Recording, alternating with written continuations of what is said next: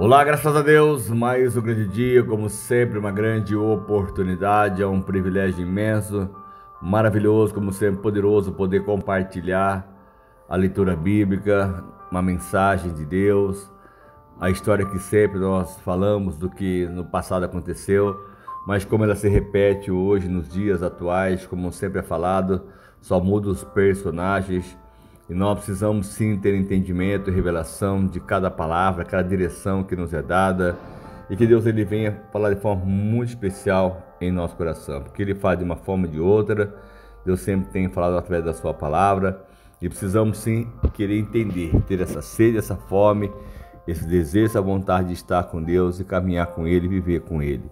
E assim como diz em 1 Reis, no capítulo 21, algum tempo depois, houve um incidente envolvendo uma vinha que pertencia a Nabote, de Jezreel. A vinha ficava em Jezreel, ao lado do palácio de Acabe, o rei de Samaria. Você vê que o rei Acabe, como nós lemos no capítulo 20, Deus deu a vitória a este homem, só que ele não conseguia obedecer o próprio Deus. E aqui uma situação se levantou na própria vontade do próprio rei de Samaria, o Acabe. E Acabe tinha dito a Nabote: dê-me a sua vinha para que eu use ela como horta, já que fica ao lado do meu palácio. Em troca darei a você uma vinha melhor, ou se preferir, eu pagarei, seja qual for o valor. Até neste momento o rei não foi desrespeitoso, ele disse: olha, eu quero a sua vinha, eu quero fazer dela realmente uma horta para o meu palácio, enfim, está aqui próximo a mim. Eu quero dar a você uma outra vinha melhor, ou se quiser eu dou dinheiro. Mas Nabote, contudo, respondeu: o Senhor me livre de dar-te a ti a herança dos meus pais.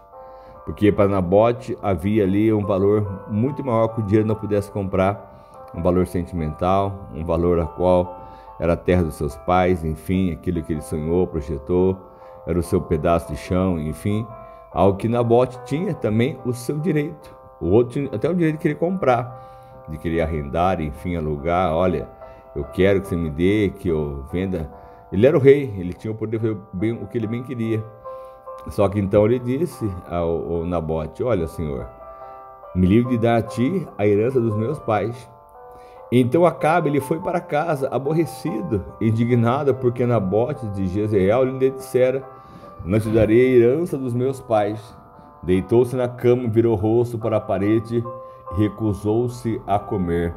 Então aqui a gente vê realmente praticamente uma criança mimada, um homem que era o rei sobre Samaria, no país de Israel, em meio às tribos de Israel.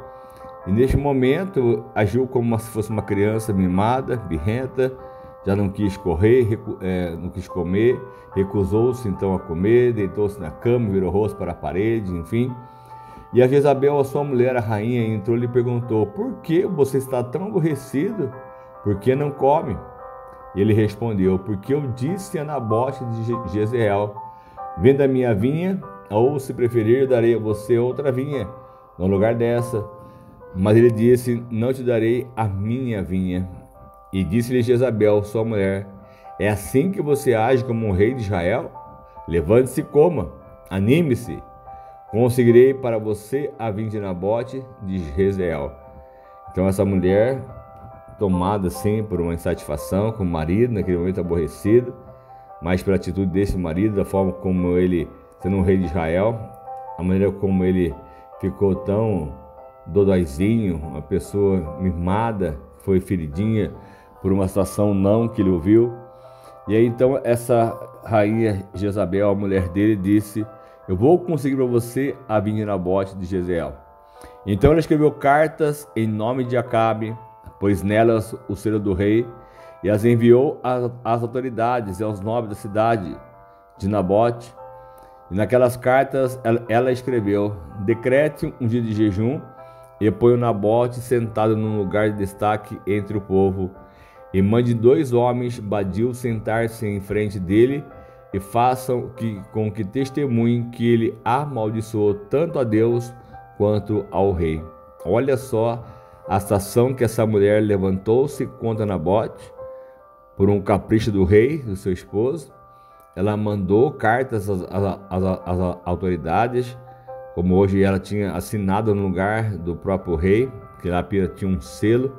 Hoje as assinaturas são falsificadas, as pessoas falsificam, de repente, uma assinatura no lugar de alguém. E aí então ela deixou claro: olha, faça um jejum, põe o Nabote sentado num lugar de destaque entre o povo e mande 2 homens vadios, levianos. Quer dizer, ela pagou, ela ordenou que esses homens fossem e testemunhassem contra ele. Leve-no para fora e apedreje-no até a morte. Você vê que então ela criou uma situação para matar o Nabote, que apenas disse não para o rei. Leve-no para fora e apedreje-no até a morte. As autoridades e os nobres da cidade de Nabote fizeram conforme Jezabel os orientara nas cartas que lhe dera e tinha escrito. Decretaram o jejum e assim fizeram Nabote sentar-se num local destacado no meio do povo. Então 2 homens vadios vieram e se sentaram em frente dele e o acusaram diante do povo, dizendo: Nabote amaldiçoou tanto a Deus quanto ao rei. Por isso levaram para fora da cidade e o apedrejaram até a morte. Você vê que naquela época apenas 2 testemunhas pudessem falar algo contra alguém e naquele mesmo instante não tinha como ele se defender, não tinha um advogado de defesa, alguém que pudesse por ele interceder, e ele foi realmente amaldiçoado, porque quanto a ordem foi dada que Nabote, então, ele agiu dessa forma, dessa maneira, e aonde então esse povo ele foi pago para isso, para poder realmente conspirar contra Nabote. Uma situação bastante realmente complicada neste momento, porque como pode, né, uma rainha, um rei dessa forma agir dessa maneira, da maneira como eles desejavam você fazer? Mandou até matar um homem por causa de um pedaço de terra. E hoje você vê, infelizmente, no mundo atual, como filhos e filhas fazem com os pais. Temos vários casos, enfim, pessoas que elas tramam, elas arquitetam, criam meios, criam ciladas, armadilhas para poder realmente destruir a vida de um, de outro. Hoje, quantas situações acontecem em cada lugar, em cada momento, e precisamos estar muito atentos para não sermos roubados, para não sermos saqueados. Então, assim, foram informar a Jezabel: Nabote foi apedrejado e está morto. E assim que Jezabel soube que Nabote tinha sido apedrejado até a morte, disse a Acabe: levante-se e tome posse da vinha que Nabote de Israel recusou-se a vender-lhe. Ele não está mais vivo, está morto. E quando Acabe ouviu que Nabote estava morto, levantou-se e foi tomar posse da vinha. Ou seja, a mulher não tinha mais direito, porque perdesse o marido, enfim, morresse, tudo que era voltava para o próprio estado, para o próprio rei, enfim. E ele foi, levantou-se e tomou posse daquela vinha. Imagine a mulher, eu não sei, a família de Nabote, tinha filhos, aqui não fala, o que situação, aquela família, ela foi levada. E assim, Acabe apenas levantou-se, conforme ele disse: Nabote não está mais vivo, está morto. Quer dizer, ele não perguntou, não questionou o que ela fez, apenas foi e tomou posse daquilo que tanto que ele queria, que era a vinha de Nabote. Então a palavra do Senhor veio ao tesbita Elias: vai encontrar-se com Acabe, o rei de Israel, que reina em Samaria, e agora ele está na vinha de Nabote para tomar posse dela. E diga-lhe assim, que diz o Senhor: você assassinou um homem e ainda se apossou da sua propriedade. E acrescente: assim diz o Senhor: no local onde os cães lamberam o sangue de Nabote, lamberão também o seu sangue, isso mesmo, o seu sangue. Acabe disse a Elias: então você me encontrou, meu inimigo? Eu encontrei, ele respondeu, porque você se vendeu para fazer o que o Senhor reprova. Ele diz: eu vou trazer desgraça sobre você, vou devorar os seus descendentes e eliminarei da sua família todos os sexos masculinos em Israel. Sejam escravos, sejam livres. Farei a sua família o que fez de Jeroboão, o filho de Nebate, a de Baasa, filho de Aias, pois você provocou a minha ira e fez Israel pecar. E a chega de Jezabel, o Senhor diz: os cães devorarão Jezabel junto ao muro de Jezreel. Os cães comerão os que pertencem a Acabe e que na cidade morrerão, as aves do céu se alimentarão dos que morrerem no campo. Então olha só que maldição, né? Não tinha como realmente isso ser diferente, porque Deus assim ordenou que assim fizesse. Nunca existiu ninguém como Acabe que, pressionado por sua mulher Jezabel, vendeu-se para fazer o que o Senhor reprova. Ele se comportou de maneira mais detestável possível, indo atrás de ídolos, como faziam os amorreus, que o Senhor tinha expulsado de diante de Israel. E quando Acabe ouviu essas palavras, rasgou as suas vestes, vestiu-se de pano de saco e jejuou. Passou a dormir sobre pano de saco e agia como mansidão. Então a palavra do Senhor veio ao tebista Elias: você notou como Acabe se humilhou diante de mim? Visto que se humilhou, não trarei essa desgraça durante o seu reinado, mas durante o reinado do seu filho. Então olha só que situação. Ele até realmente conseguiu ter do próprio Deus ali um momento de perdão, porque ele disse: não vou fazer agora, mas durante o reinado do seu filho. Mas como Deus ele é longâmino, mas as pessoas não agarram a oportunidade e sempre acabam fazendo aquilo que o Senhor reprova. Então nós precisamos sim nos humilhar, precisamos sim nos arrepender, mas sim permanecer naquilo que o Senhor realmente tem para conosco.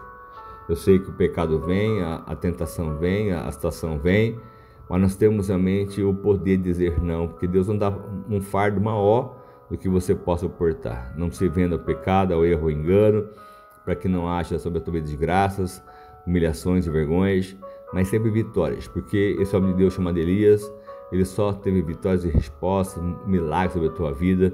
Um homem que era honrado pelo próprio Deus, e ele quer nos honrar, ele quer nos abençoar ainda muito mais. Amém? Vamos orar, vamos clamar ao nosso Deus para que ele faça justiça e que ele venha operar sobre nós o sobrenatural. Senhor amado Pai, mais uma vez eu quero te agradecer por este momento, essa grande oportunidade, esse privilégio, meu Pai, que o Senhor nos dá diariamente, poder ouvir a Tua voz e poder clamar ao Senhor, buscar a Tua presença, ser reto, meu Deus, ser verdadeiro segundo a Tua justiça, a Tua palavra que nos ensina, meu Pai, a caminhar, meu Deus, pelo caminho estreito, o caminho apertado, que é o caminho que nos leva à salvação.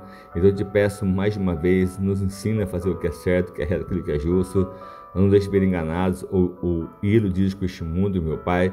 Não deixe que após uma pressão, uma situação qualquer, possamos ceder e abrir mão daquilo que o Senhor tem para conosco. Então eu te peço mais uma vez, abençoa cada vida que se encontra neste momento, nós estamos passando, meu Pai, uma ação tão adversa, como esse sábado agora, nesse final de semana, meu Pai, nesse mês de dezembro, aliás, de fevereiro, não teremos daqui a pouco o carnaval, em si, quantas situações pessoas podem sofrer, meu Deus, uma tentação, uma situação sobre a tua vida, uma pressão sobre a tua vida, e só o Senhor pode realmente surpreender, abençoar e prosperar ainda muito mais. Então, eu peço essa bênção e eu dou a minha bênção com a certeza, meu Pai, da superação sobre cada vida, em nome do Filho amado do Senhor Jesus. Amém?